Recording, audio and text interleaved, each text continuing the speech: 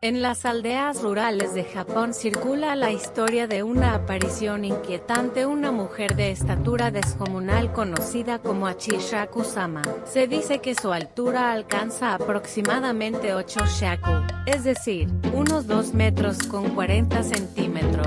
Suele aparecer envuelta en un vestido blanco, con un largo cabello negro que le cae hasta la cintura, y en ocasiones lleva un sombrero de paja sobre la cabeza. Lo verdaderamente perturbador, sin embargo, no es su aspecto, sino su voz. Un sonido bajo, húmedo y extraño, como si alguien te llamara desde muy lejos. Aquellos que escuchan ese murmullo son, tarde o temprano, marcados por ella, y si alguna vez llegas a cruzar la mirada con Achishaku-sama, dicen que tu destino está sellado y tu vida inevitablemente se perderá.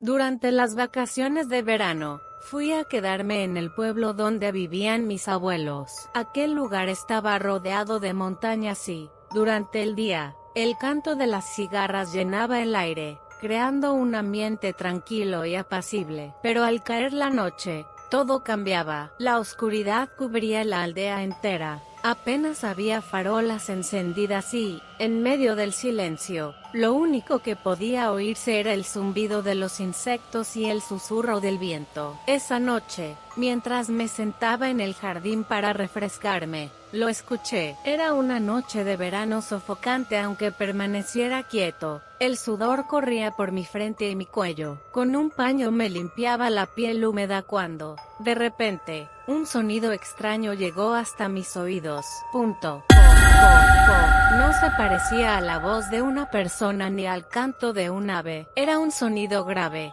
femenino, tembloroso, que erizaba la piel. Me levanté sobresaltado y, con el corazón encogido, giré la cabeza hacia la dirección de donde provenía, y allí lo vi. Al otro lado del campo, se erguía una figura. Su estatura era antinaturalmente alta. Sobresalía una, incluso dos cabezas por encima de las cercas y de los árboles que la rodeaban. Vestía un vestido blanco. Su cabello negro descendía hasta la cintura, y el ala de un sombrero de paja reflejaba débilmente la luz de la luna, dibujando un contorno inquietantemente nítido en medio de la oscuridad. Me quedé paralizado, el pecho se me oprimía, la respiración se detuvo. «No la mires», gritaba una voz dentro de mí. Pero ya era demasiado tarde. Mis ojos se habían cruzado con los de esa mujer. Un escalofrío me recorrió entero. Con un grito ahogado, corrí de regreso a la casa y llamé a mi abuelo desesperado. «Afuera, hay una mujer muy alta». El rostro de mi abuelo perdió el color en un instante. «Achishaku-sama, ¿la has visto?» Su voz sonó áspera, entrecortada por el miedo. Me sujetó con fuerza de los hombros y,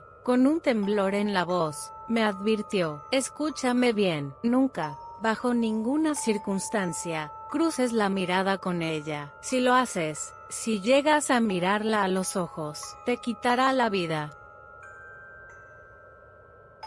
Mis abuelos llamaron de inmediato a un monje del pueblo y recibieron de él varios ofuda, talismanes de protección. Colocaron cada uno en las ventanas y en las puertas, y esparcieron sal alrededor de la casa. «No podemos salir ya. Esta noche debemos resistir aquí, protegidos por el sello». La voz de mi abuelo sonaba firme, pero en el fondo temblaba. Cuando cayó la noche, la casa entera fue envuelta por un silencio extraño, sofocante. Apagamos todas las luces y nos reunimos en una sola habitación. Nadie hablaba hasta el sonido del segundero del reloj se volvía insoportablemente fuerte. Entonces, lo escuchamos.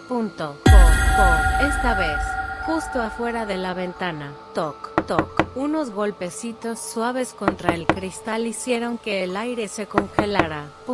«Ábreme». Era la voz de una mujer, pero al momento, se transformó, sonaba exactamente como la de mi abuela. Después cambió a la voz de un amigo de la infancia, y finalmente, a la voz de mi propio abuelo. Achishaku-sama imitaba voces para engañarme y sacarme al exterior. La sombra se pegó al vidrio. El dobladillo del vestido blanco rozaba el cristal y producía un sonido áspero. La ventana crujía, dando la impresión de que se rompería en cualquier momento. Me metí bajo la manta, me tapé los oídos con fuerza, pero los susurros no cesaban, al contrario, entraban directamente en mi cabeza. Este lugar no es seguro, ven conmigo, sal de la casa.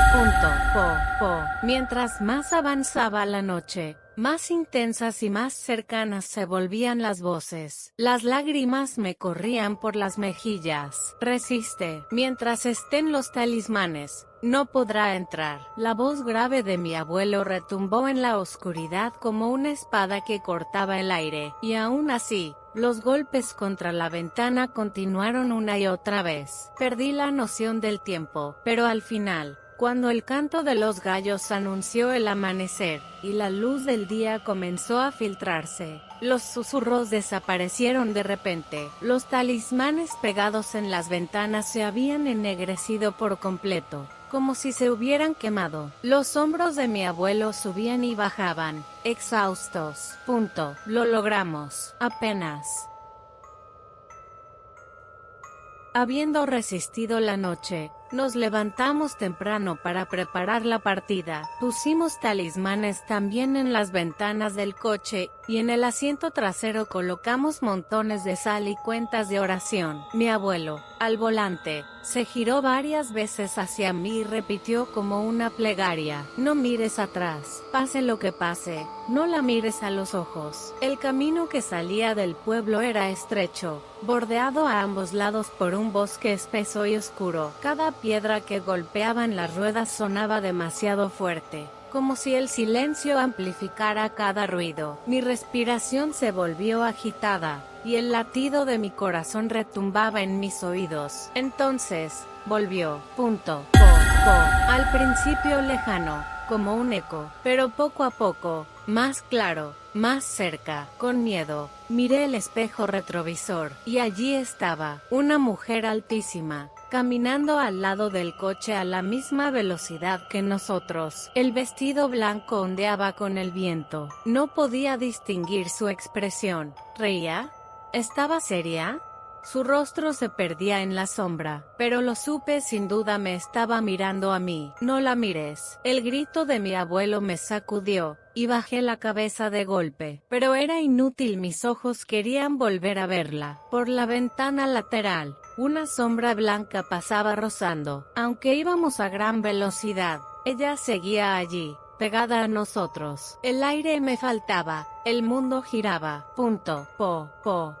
La voz estaba ya junto a mi oído, como si viajara dentro del coche. El vehículo se sacudió violentamente. Por un instante estuve a punto de girar la cabeza, pero la mano firme de mi abuelo me sujetó el hombro con fuerza. No la mires. Si la miras, se acabó. Las lágrimas corrían por mis ojos. En mi visión periférica, vi cómo el vestido blanco rozaba el cristal de la ventana. Estaba a un solo paso de entrar. Y entonces, de repente, el bosque terminó. El camino se abrió y la voz se desvaneció como el humo. Respiré con dificultad, sintiendo el cuerpo entero temblar, pero el rostro de mi abuelo seguía severo. Nunca vuelvas a este pueblo, ya te ha marcado una vez. La próxima, no habrá salvación. Pasaron más de 10 años. Vivía en la ciudad y llevaba una vida común, cotidiana. Poco a poco, aquella experiencia se había ido hundiendo en mi memoria, convertida en un mal sueño que rara vez volvía a mi mente. Pero un día, una ceremonia familiar me obligó a pasar cerca del pueblo. Con sentimientos mezclados de nostalgia y ansiedad, abrí la ventana del coche. Ese mismo sonido, un escalofrío helado recorrió mi espalda. En el borde de mi visión, se alzaba una figura blanca, la misma altura inhumana, el mismo vestido blanco, El mismo cabello oscuro. Punto. No la mires. Nunca la mires. Lo sabía, lo recordaba. Y, aún así, giré la cabeza. Su rostro estaba pegado al cristal, los ojos vacíos, la boca rasgada hasta las orejas. El susurro ya estaba dentro de mi mente. Punto. Po. Se dice que quien ha visto a Chishaku-sama nunca podrá escapar de su sombra. Si alguna vez, en algún lugar, escuchas ese sonido, punto, po, no te atrevas a girarte, nunca lo hagas.